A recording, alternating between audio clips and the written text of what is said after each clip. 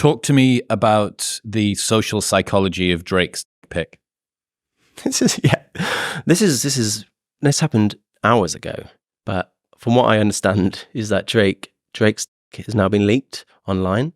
Not seen it, not interested in seeing it, but it has brought up an interesting double standard where there's a lot of women on Twitter right now sort of melting over these images over a well-endowed Drake, let's put it that way, and it's just everywhere. It's just being thrown around, flinged around, like everyone's just talking about it, like how great. And I'm just like, no respect for his privacy or his body. And it's difficult not to compare it to what's happening to Taylor Swift and how she had that AI generated image of her, not real at all. I haven't seen it either. And I was like, everyone's outraged over that. And they're changing laws to stop that from happening, which is fair enough. But Drake's actual dick has been leaked and it's like quite explicit. And I imagine the people that were kicking off over Taylor Swift are now the ones sharing it and tweeting about how great it is. And it's a developing story for sure, but a definite double standard about how we seem to respect women's privacy more when it comes to these sort of things than men's. And again, that's not to say women having their nudes leaked, celebrity women, is not a massive issue. Of course it is, but it's still an interesting double standard about how when it happens to a man, it's sort of like fair game, like it's open season. But yeah. I wonder how many men come out in sort of defense. It seems like guys lose on both sides, that women will come out in defense of women who've had their nudes leaked.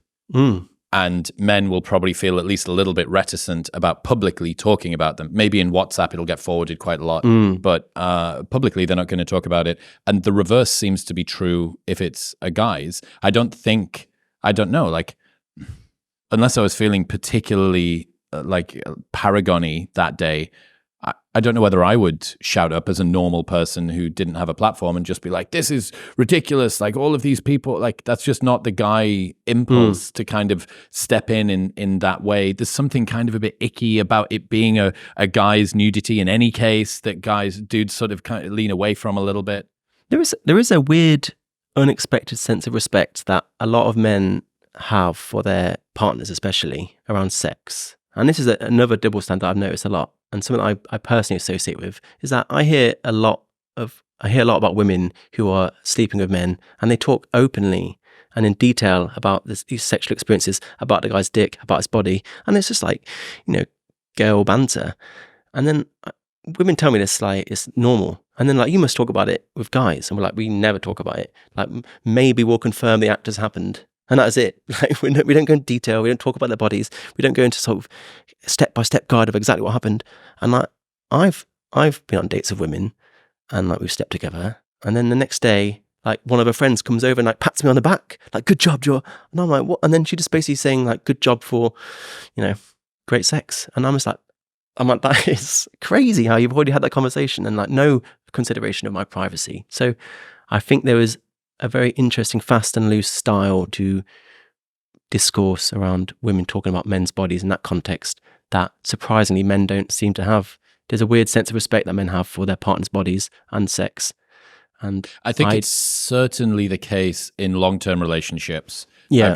I would be tempted to say that it maybe switches at least a little bit in short-term relationships, but a good chunk of that is because of the incentives, because guys see a short-term casual hookup as a badge of honor, whereas girls probably want to talk about it a little bit less, depending on the kind of girl that it is, depending on her psychology.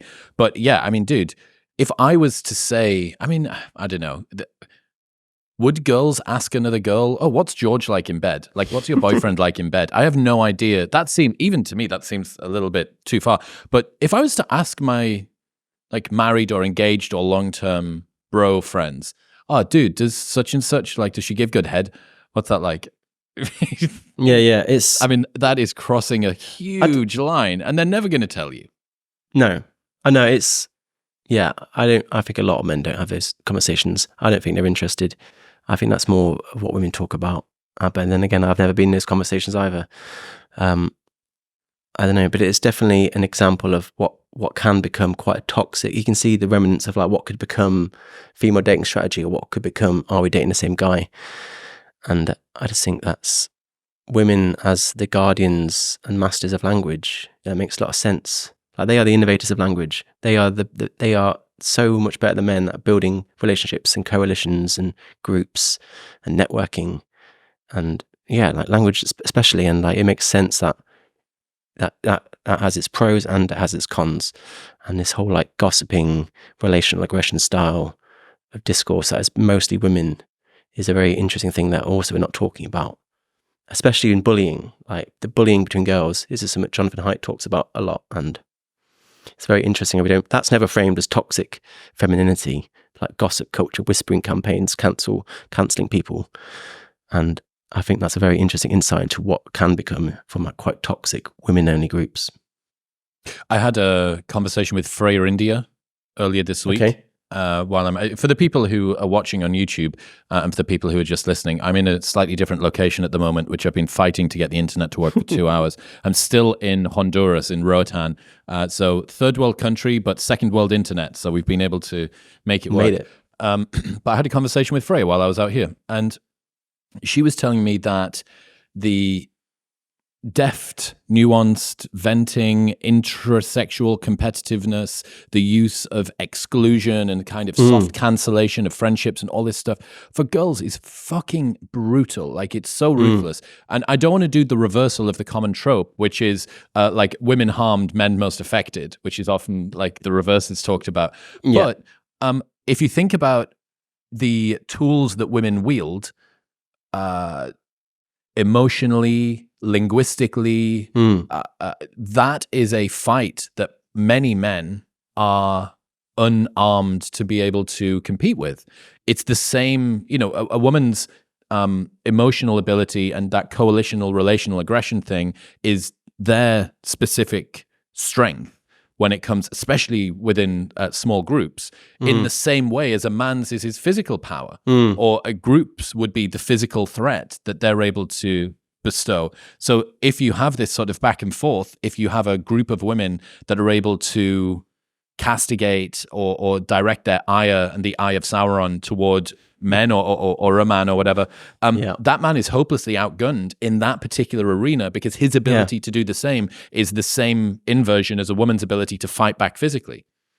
Yeah. So, I mean, everyone talks about how men have an advantage in women's sports in terms of trans women in women's sports and the physical advantage males have over women, and that's a very interesting conversation. But no one ever talks about how, like, women, for example, are a generation ahead of men in terms of innovating within language. That they're so far ahead of men in terms of the ability to speak and communicate.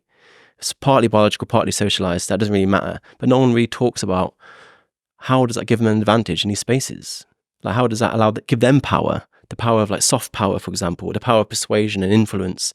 I haven't got the numbers exactly, but I know everyone talks about power dynamics in terms of hard power. Presidents, congressmen, politicians, CEOs, all men having hard power. But if you actually look at the normal day-to-day decisions men and women have, especially in relationships, like what watching for TV, what we're eating for dinner, when we're going on holiday, those are decisions made by women. And there's something like about 15 biggest questions in a normal person's life, about 13 of them are made by women, the female partner, and they do have more soft power. But no one ever seems to want to talk about that. And why not? It's a show of women's superiority over men in their own domain. And you're right in that men, in many ways, are dominant in the physical realm because of our greater physical strength. But women have their own dominance in the sort of linguistic and relational realm. And women are hurt by that. Like I said, of bullying, like girls bullying girls in America. Massive problem, especially when you bring in things like social media, where girls can bully other girls 24 hours a day with anonymity, and it's leading to a massive rise in suicide in young girls. So this unspoken about form of aggression, relational aggression, which has been seen in girls as young as 2, is not being discussed, and it's hurting women most of all. In other news, this episode is brought to you by Element. Element is a tasty electrolyte drink mix with everything that you need and nothing that you don't. It's a healthy alternative to sugary electrolyte drinks, and it is the best way that I have started my morning every single day for over 3 years now. It contains a science-backed electrolyte ratio of sodium, potassium, and magnesium with no sugar, no coloring, no artificial ingredients, or any other junk. Your adenosine system that caffeine acts on isn't active for the first 90 minutes of the day, but your adrenal system is, and salt acts on your adrenal system. So if you want to be more awake, want to regulate your appetite, curb cravings, and have better brain health, this is the way to start your day. Head to drinklmnt.com/modernwisdom to get a free sample pack of all 8 flavors with your first box. Plus, there is a no BS, no questions asked refund policy, so you can buy it 100% risk-free. That's drinklmnt.com/modernwisdom. Thank you very much for tuning in. If you enjoyed that clip, then press here for the full podcast episode. Go on. Press it.